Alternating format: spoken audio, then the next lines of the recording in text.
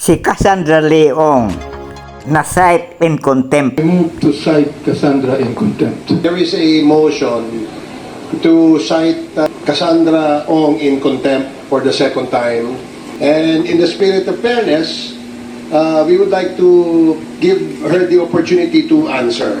Counsel, Ang counsel si Attorney your Topacio. appearance, again, is only limited to advising the legal rights of your client. We can also ask you to be cited in contempt and removed from this room. I move that Ms. Cassandra Ong will be detained in a duration in which until the committee report will be adopted in the plenary, Mr. Chairman.